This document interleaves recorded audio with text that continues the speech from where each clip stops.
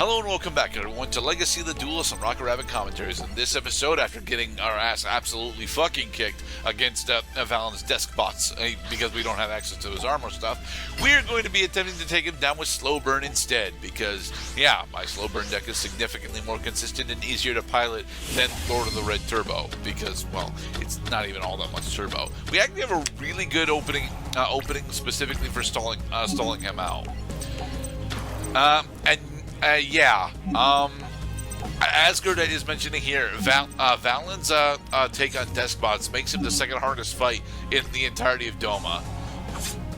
Darts is still technically harder, but only because instead of actually being fully dedicated to the Orichalcos archetype that Darts has got, Darts is using specifically some other very powerful synergies that wouldn't necessarily that are not necessarily obvious with the Orichalcos archetype.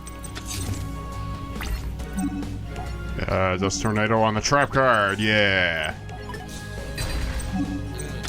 It was a trap card too, and it's Damage Condenser. That's the one that says that when you take damage, you can summon a monster from your deck that has equal to or less than the amount of damage you took. Yes.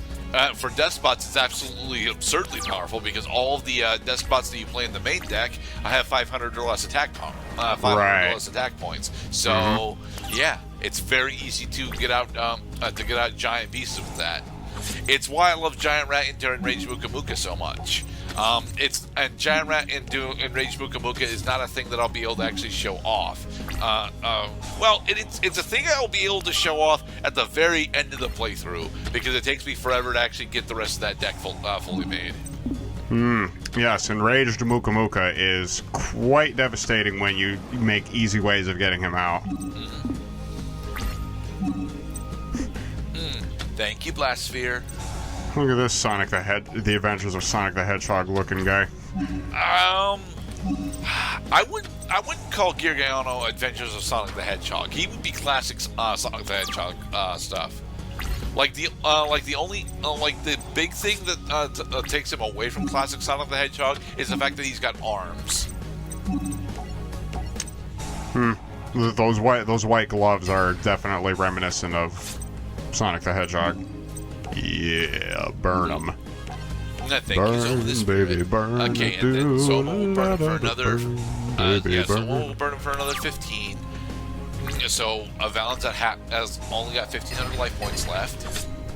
Burn, baby, burn. Gerdite Inferno. Burn, baby, burn. Despot 001. Draw all the useless cards that you like. Yeah, because he's dead now. Thanks, Clouds Rocket Rabbit. You're welcome. Now, I forget, do I finish it with Gerdite's Rocket Rabbit here? I think I finish it with Gerdite's Rocket Rabbit here, actually.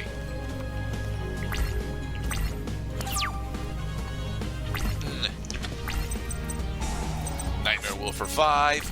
Nope, I decided to finish it with Deskkoala. Oh, well. Deskkoala. Not only do you take damage when you attack him, most likely at the time when he came out, but you're going to take a lot of damage when he burns you for 400 for every card in your hand. You might not take all that much damage, but he usually cashes in from 800 or more, which is more than enough. I remember when Just Desserts was playable.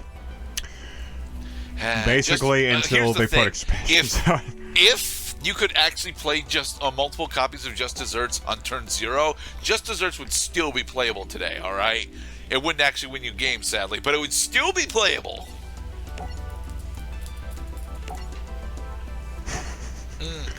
Oh yeah, and the final duel between Joey and mine, we don't actually have on screen. Mine just wins it.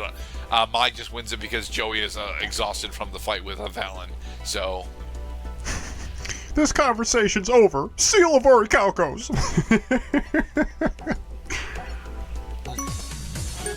So we actually got two of our own Deskbots. Yay! All right, Refael. I really like Refael. I do. I think that Refael is honest of all the characters that we get introduced to in Doma. Refael has always been the most interesting one. He has objectively probably the worst deck of any of the characters that we see. except for maybe Alistair's orphan story.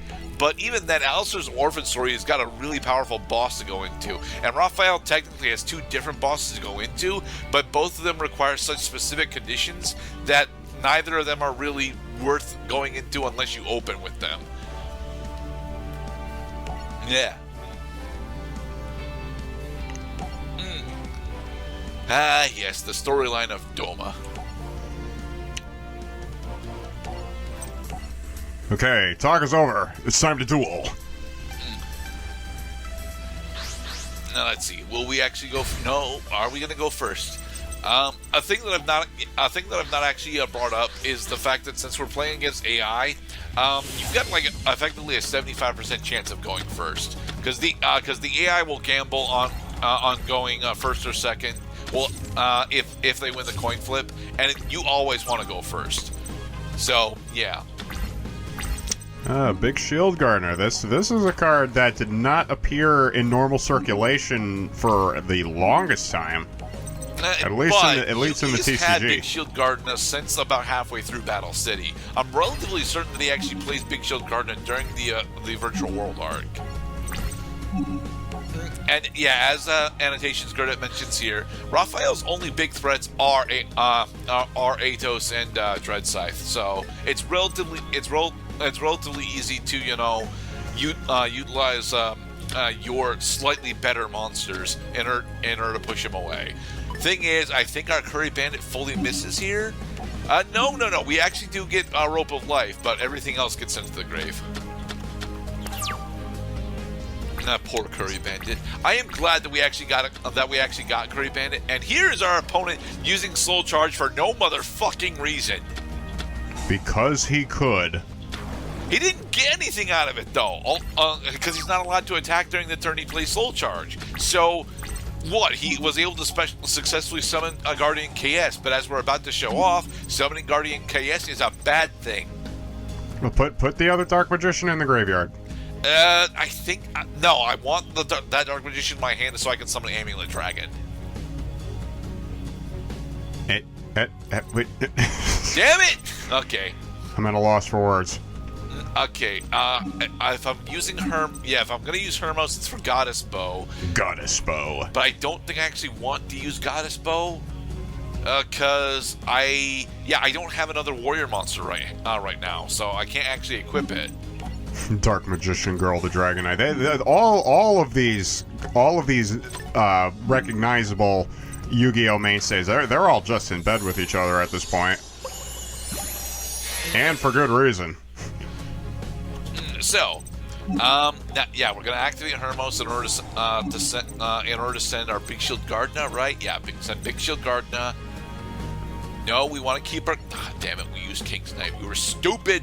We were supposed to use Big Shield Gardener. I will summon my magical bow and arrow. Okay, now we have Goddess Bow equipped onto Dark Magician Girl. So, what does Goddess Bow do? Stuff! Does stuff. Gotcha. Alright. Well, that's a good thing. If you play a card in Yu-Gi-Oh!, it's got to at least do stuff. I have to read this. I have to read this first in order to verify it. But yes, Guardian KS still has got the misprint. Has got the misprint ruling on it. So this isn't actually a misprint for the record. This is exactly how Guardian KS is supposed to work. But if Guardian KS is the only face-up monster your opponent controls, you are allowed to attack them directly because you cannot select Guardian KS as an attack target. Doesn't a similar thing happen when Legendary Fisherman and Umi are on the field, but it's the only monster he controls? The same thing happens with Legendary Fisherman and Umi, actually. I think it's actually Legendary Ocean that it triggers on, technically. But yeah, because our Refael only happens to have a face-down card left on his field, we can... I want to check. Yeah, we have Amulet Dragon. Are we going to go into Amulet Dragon, or are we going to go into Dark Magician Girl the Dragon Knight? Because we can't actually kill KS with Dark Magician Girl the Dragon Knight. And I think we're going to go for Amulet Dragon. It looks like we're going for Amulet Dragon. Yeah, we're going for Amulet Dragon. Cool. I Nice. actually really like Amulet Dragon. That doesn't mean it's a good card. I like Amulet Dragon specifically because it is one of the only monsters that Yugi ever plays that gets over 3,000 attack. Not natively, but with its own effect. Like, the only other monster that Yugi can realistically summon that gets over 3,000 attack is Dark Paladin, and he uses that thing exactly fucking twice. So, and it doesn't even get over 3,000 on its own. It has the only times he's actually able to get it over 3,000 over 3,000 is when he's up against Kaiba. Okay, so you're banishing 10? That is a lot of cards. Is that a requirement that you banish those cards? And no, it is not. In fact, I can banish up to 10 spell cards from either graveyard. From either graveyard, gotcha. Yay! All right. Jesus. And then we So it summon gets King's 100 because fuck you. So it gets 100 points for every spell card that you just banished. Yep. Gotcha. And then I banished with its effect, but yeah. And there we go. We have successfully defeated Refael. And then plot happens to make it so that Refael doesn't actually get absorbed by the Orichalcos.